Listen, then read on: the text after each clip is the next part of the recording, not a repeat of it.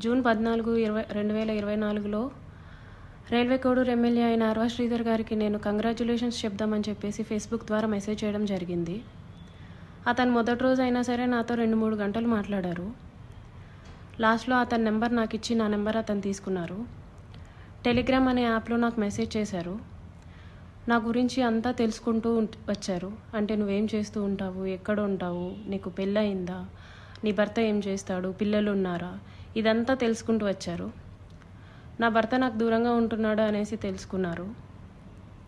నేను నా బాబుతో ఉంటాననేసి నేను చెప్పాను.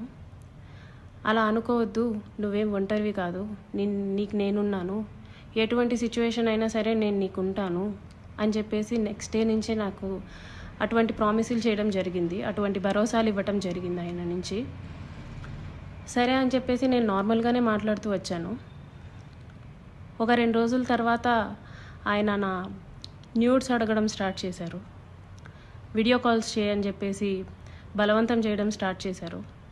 ఇదంతా కరెక్ట్ కాదండి అనేసి నేను అన్నప్పుడు అతను చాలా ఫాస్ట్గా టర్న్ అయిపోయి సీరియస్ అయిపోయి నన్ను బెదిరించడం జరిగింది.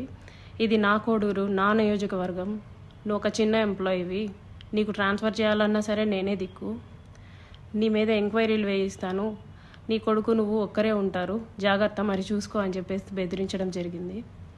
అయినా కూడా నేను న్యూడ్స్ పంపలేదు. కానీ దాని తర్వాత నుంచి కలుద్దామని చెప్పేసి నన్ను చాలా టార్చర్ చేయడం జరిగింది. కలుస్తావా లేదా అని చెప్పేసి బెదిరించడం జరిగింది.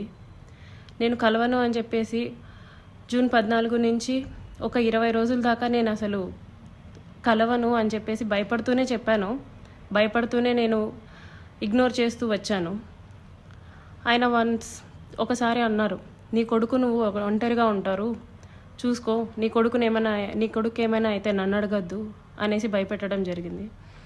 సరే అని చెప్పేసి నేను జూలై 9, 2024లో ఫస్ట్ టైం కలిశాను అతన్ని.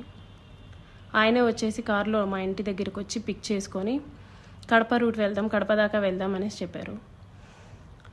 ఏం మాట్లాడాలి అనేసి నేను అడిగాను. ఏమొద్దు, ఏం మాట్లాడద్దు, కడప దాకా వెళ్దాం అనేసి చెప్పారు. కడప దాకా వెళ్ళకుండానే రాజంపేట దగ్గర ఏదో పల్లె దగ్గర ఆపేశారు. మొత్తం డార్క్గా ఉంది ప్లేస్.